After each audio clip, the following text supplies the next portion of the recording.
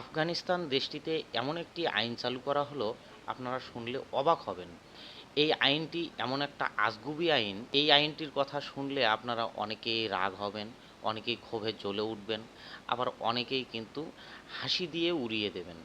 কিন্তু মোটেই কিন্তু এই বিষয়টি হাসির নয়। আপনারা একটু মনোযোগ দিয়ে শুনুন, তাহলে বুঝতে পারবেন। আফগানিস্তানে আইন চালু করা হলো যে কোনো অপরাধী যদি অপরাধ করে, তাহলে তাকে তার শ্রেণীর উপর ভিত্তি করে তাকে শাস্তি দেওয়া হবে। আফগানিস্তানে টোটাল জনগণের শ্রেণী ভাগ করা হয়েছে চারটি। মানে জনগণকে চার শ্রেণীতে ভাগ করা হয়েছে। এক হচ্ছে ধর্মীয় নেতা বা আলেম সমাজ, ২ নম্বর হচ্ছে অভিজাত শ্রেণী, ৩ নম্বর হচ্ছে মুসলিম সমাজ বা মধ্যবিত্ত সমাজ, আর হচ্ছে ৪ নম্বর, এই ৪ নম্বর সমাজে রয়েছে অমুসলিম, হানাফি মুসলিম, শিয়া মুসলিম, তারপরে হচ্ছে আপনার আহলে কোরআন।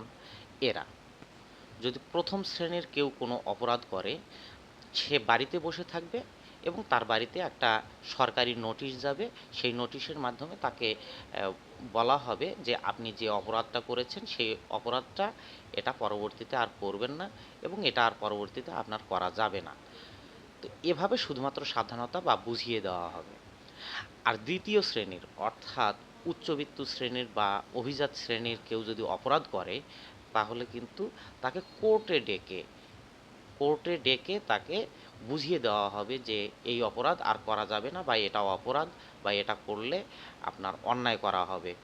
আবার ওই একই অপরাধ যদি মধ্যবিত্ত শ্রেণীর কেউ করে, অর্থাৎ তৃতীয় শ্রেণীর যদি কেউ করে, তাহলে তাকে আইনের আওতায় নিয়ে এসে তাকে জেলে প্রেরণ করা হবে। কিন্তু ওই একই অপরাধ যদি চতুর্থ শ্রেণীর যদি কেউ করে থাকে, তাহলে কিন্তু তাকে জেল দেওয়া হবে, জরিমানা করা হবে, এবং শারীরিক শাস্তির ব্যবস্থাও করা হবে, এবং শেষ পর্যন্ত তাকে মৃত্যুদণ্ড পর্যন্ত দেওয়া যেতে পারে। তো এই ধরনের আইন যদি একটি দেশে নতুন করে চালু করা হয়, তাহলে সেই দেশ কোথায় যাবে আপনারা ভেবে দেখেছেন?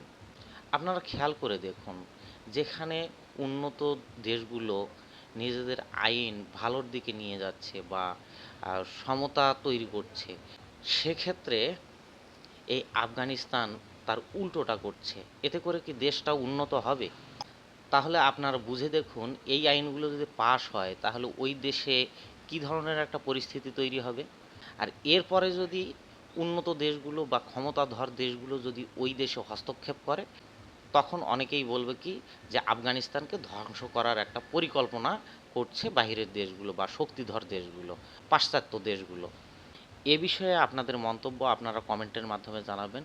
সকলেই ভালো থাকবেন। ধন্যবাদ সকলকে।